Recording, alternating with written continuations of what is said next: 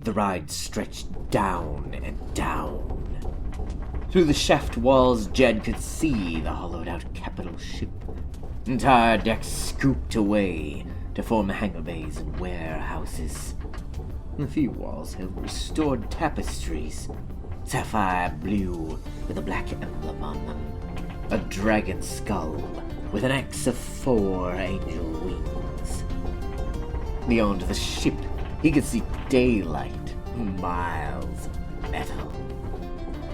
At last they found the bottom, and a brisk walk brought them out to the humid midday splendor of Talanna. In all directions, crashed starships formed a jagged, erratic skyline. Some wrecks were capital ships like this one.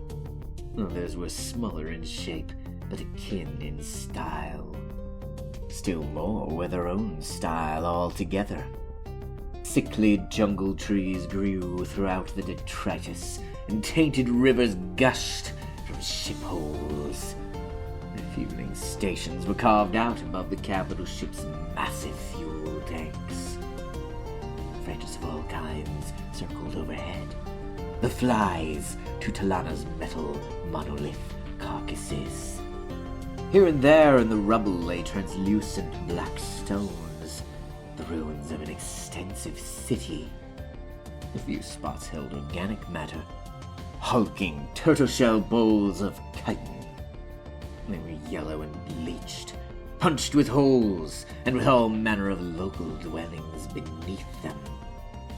People of endless species bustled through the scrapyard hub. Jed stared. That's a lot of stuff. No fooling. Chelsea pointed at the landscape. See that bowl shell? That's a gymnasium ship. Lizards had biotech in the old times. Bioship's still around? In a fashion. Varen closed his eyes, inhaling. The hive makes use of similar vessels, floating hive clusters, incapable of faster than light, but resistant to the harshness of the void.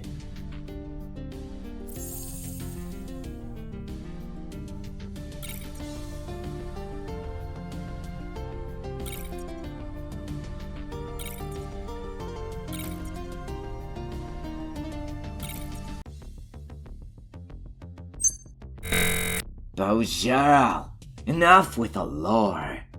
Away you dense lazy yak, you think we're knocked over a museum. She took point, leading the team into the world. All around them things were moving. A Skytruck speeder hauled a bed full of cargo crates filled to the rim with ration packs. Windsocks flapped in the breeze. One snapped off and soared away. A dumbplater rumbled out of a mine beneath a frigate. Golden ore glimmering dully in the back. 2 decks she bantered with locals. Boasted about a smuggling run to Narval, just over the Parandaise border. Trash cans sat in a pile, one on top ablaze with fire. Miners and pilots tramped through sand and weeds and mucky yellow water puddles. The spectacle stretched on. Green Team passed under the arch of a cruiser's engine strut, rusty and weighed down with moss. On the other side, 2 humans and 3 Shikraniks scavenged the metal leavings. Twin Rolanians loaded barrels onto a sky truck, wore slave collars around their necks. Jed watched the Rolanians as he passed them. They look so sullen. Can't they fight back? Do anything? Nope. Darmak's jaw was clenched. The collars screw with your brain, force you to obey. At least they ain't implants. Can't even react good with those. You sound all derpy.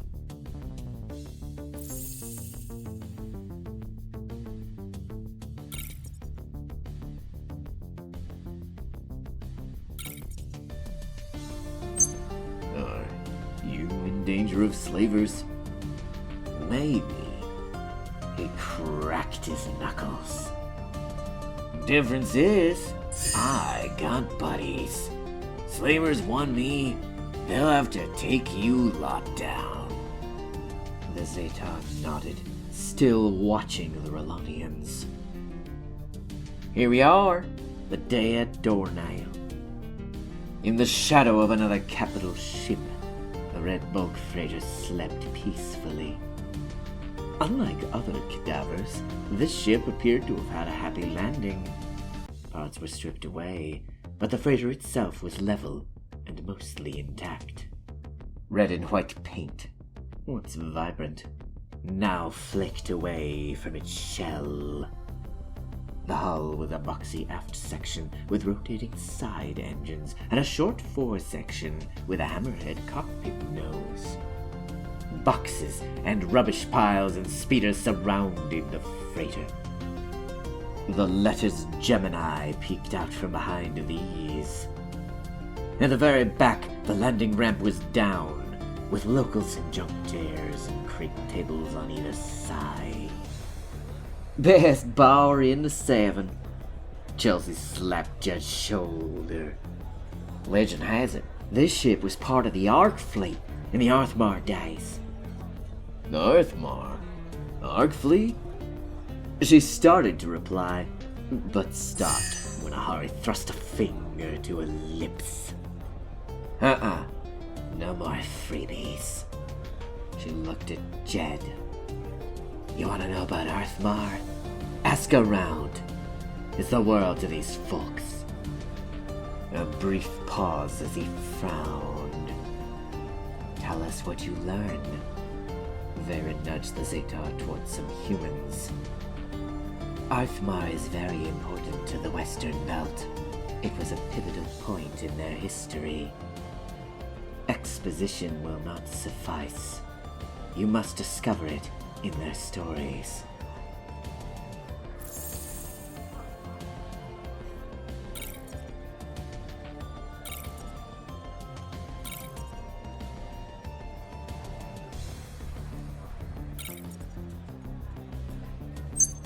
After a second, Jed dipped his head and walked off.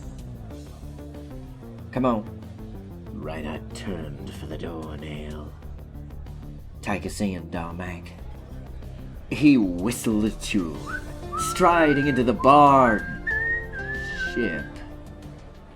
Creatures of all species lined the inside of the freighter's cargo bay, a deep, cleared-out cavity with an upper level of scaffolded rooms and a wide-open bottom level. Stairs at the far end led to the cockpit tunnel, doubled back to the second floor. Down below, sputtering neofluor signs advertised a plethora of beverages. Cheap chairs sat around more crate tables, splashed with a rainbow of grimy, greasy stains. A steel guitar, an electric piano, 2 female voices, and an oil drum made music from the stage in the back left. At the center of the bay lay a cargo container bar with strips of diamond plate steel for a countertop.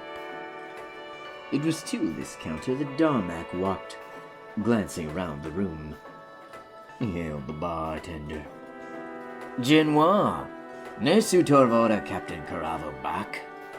Sir, The swarthy Gazetan pointed to a table. Can call su Joladosares. Tuka. Darmac turned and walked toward the table. Major Reinhardt looked at Hari and Varen. Keep an eye out. Our business. She followed the Rolonian. Varen hiked up the stairs, and Hari sat at the bar. Darmac and Chelsea reached the table.